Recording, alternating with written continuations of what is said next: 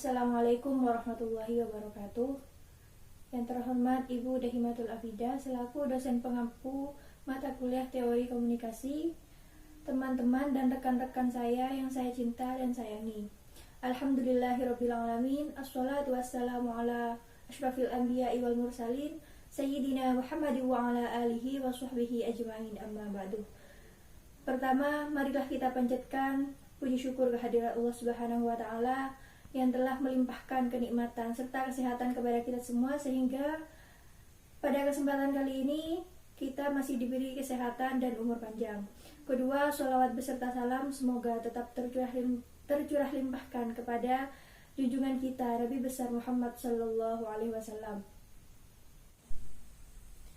Sebelum kita masuk kepada poin penting pembahasan kita pada kali ini, terlebih dahulu saya akan menjelaskan tentang apa itu sholat.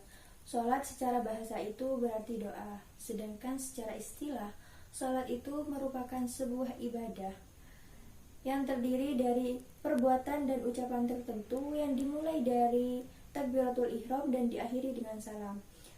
Dan juga selanjutnya tentang kata jamaah. Jamaah itu diambil dari kata al-ijtima' yang berarti berkumpul.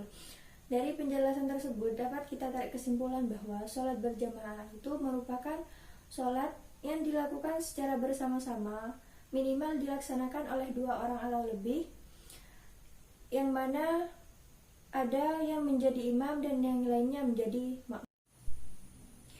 Adapun dasar hukum pelaksanaan sholat berjamaah, Allah berfirman dalam surah An-Nisa ayat 102 yang berbunyi, A'udzubillahi minasyaitonirrajim. Bismillahirrahmanirrahim.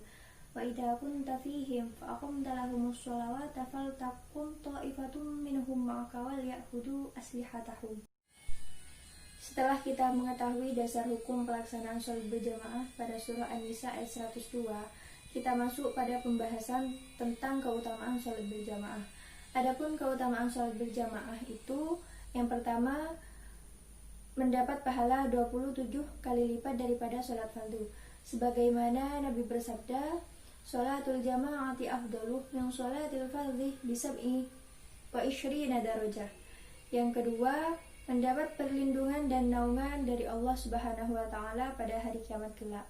Yang ketiga, mendapat pahala seperti haji dan umroh bagi orang yang melakukan sholat berjamaah pada waktu subuh lalu berzikir sampai terbit matahari. Keutamaan yang keempat, akan diampuni dosanya. Yang kelima, melewati sirat secepat kilat. Dan yang terakhir, akan masuk surga tanpa dihisab.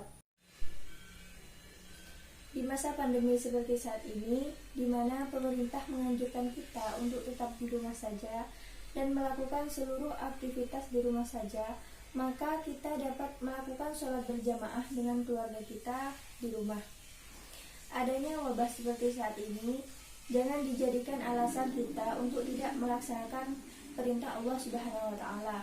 Akan tetapi jadikanlah wabah seperti saat ini agar dapat menjadikan kita itu lebih dekat kepada Allah Subhanahu wa taala, dan juga kita dianjurkan juga untuk mematuhi protokol kesehatan agar tetap sehat.